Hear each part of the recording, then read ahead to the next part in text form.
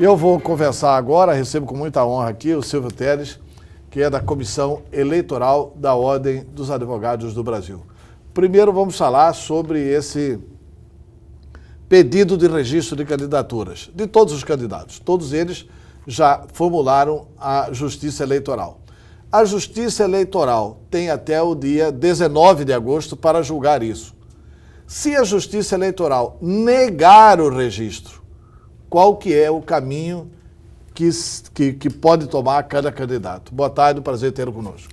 Meus cordiais cumprimentos, Antero, em extensão a toda a equipe da TV Pantanal e os ilustríssimos telespectadores. Bem, o mais importante, quando o Tribunal Regional Eleitoral de qualquer estado indefira o RRC, Requerimento de Registro de Candidatura, é que o seu advogado, o advogado do candidato, não perca prazo para estar discutindo, interpondo recurso e mantendo aquela condição de candidato sub judice para que aquele candidato que tenta reverter aquela decisão numa instância superior possa estar gozando de todos os benefícios como se candidato deferido fosse, inclusive com nome na urna e participação na programação eleitoral gratuita no rádio e na televisão. Quer dizer que no dia 19 de agosto, se o tribunal negar o registro de candidatura, que é o último prazo, o candidato pode fazer embargos de declaração.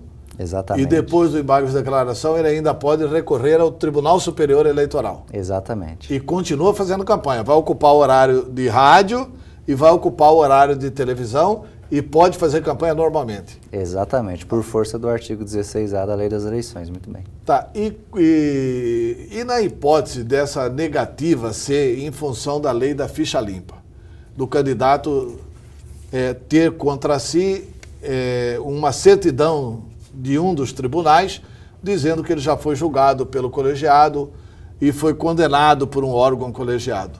Nesta hipótese, o recurso tem o mesmo poder de permitir ao candidato que continue fazendo campanha?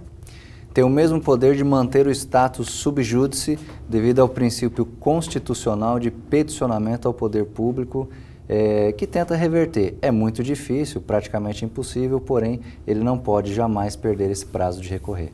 Tá, agora, ele exercitando corretamente o prazo de recorrer, qual o prazo que o Tribunal Superior Eleitoral tem de definir ou não se ele é ou não oficialmente candidato? Cerca de 30 dias após a distribuição ao relator. É o prazo para o pleno do TSE julgar. Distribui-se, o relator vai ser sorteado o relator, ele vai fazer todo o saneamento e em até 30 dias é o prazo recomendado para que o pleno defina aquela situação. A Corte Superior normalmente tem respeitado esse prazo? Não tem respeitado. Inclusive, nós vamos passar por um período crítico, Antero, se me permite a exposição, porque foi feito um levantamento e em todos os 27 TREs do nosso país estão faltando 42 vagas para os juízes membros da classe jurista, da classe advogado. O nosso TRE, daqui a 15 dias, vão estar faltando os 2 juízes membros. Dos 7, vão estar apenas com 5. Inclusive, em dezembro do ano passado, 3 associações ajuizaram uma medida chamada arguição de descumprimento de preceito fundamental para que a Presidência da República cumprisse os 20 dias determinados pelo artigo 92 da Constituição Federal para escolher logo, naquela lista tríplice, quem é que vai ocupar o cargo de juiz-membro. Então tem esse desafio também, eu tenho certeza que o TRE já tomou todas as providências para agilizar isso. Tá.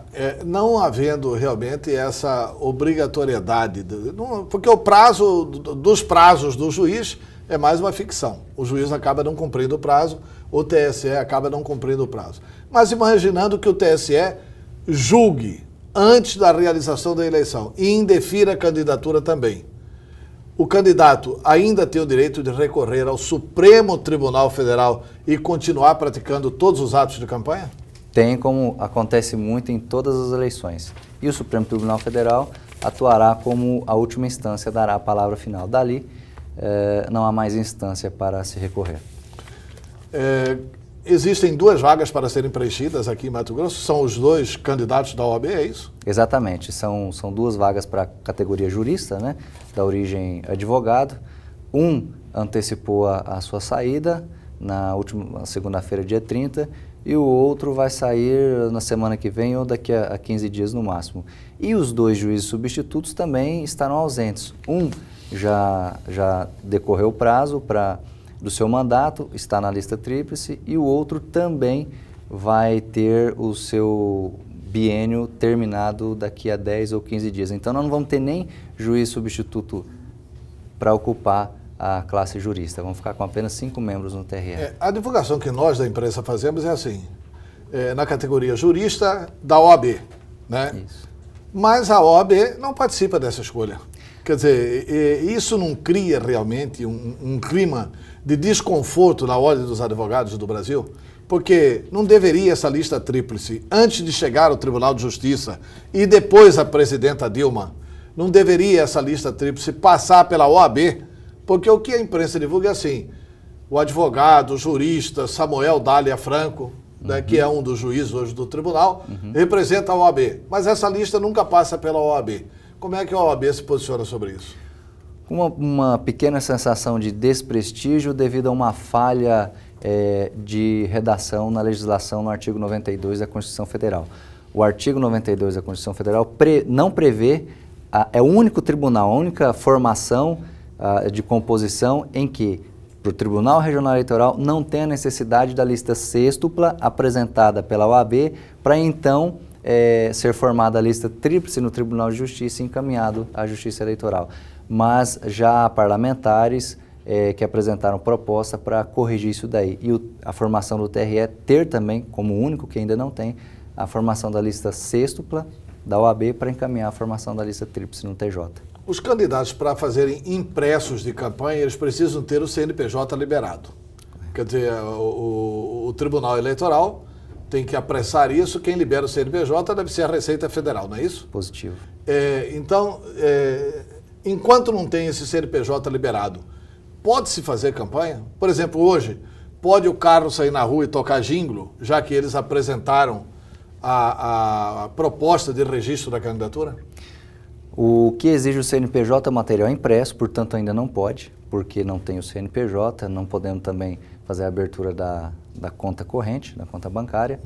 E a questão do jingle, naquilo que não foi exigido para fins de contratação, a explicitação do CNPJ é permitido. Porém, aquilo que é exigido do CNPJ, a gente orienta os candidatos a não teimarem, para não tentarem com aquela velha prática de tentar lá na frente dar um jeitinho, porque a justiça vai ter bastante rigor, vai ser uma eleição muito judicionalizada. Você, como um experiente político, tem percebido que a cada eleição os candidatos disputam cada vez mais na justiça essas eleições.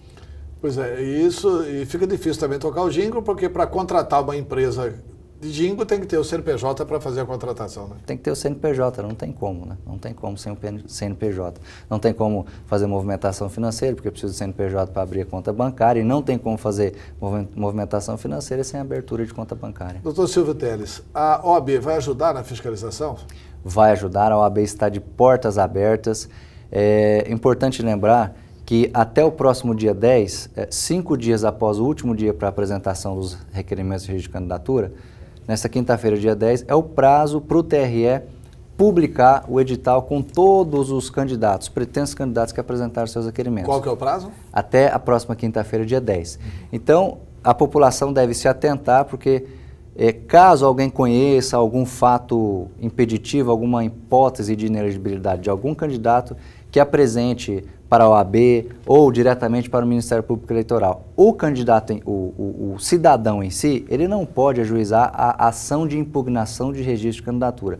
Porém, pode levar para a OAB, para o seu conselho de classe. A OAB pode ajuizar? A OAB não pode. Ela pode encaminhar para o Ministério Público Eleitoral, que pode, a coligação, partido político e candidato. Mas por uma questão de isenção, a OAB encaminhará diretamente para o Ministério Público Eleitoral. Doutor Silvio Teles, muito obrigado pelos seus esclarecimentos.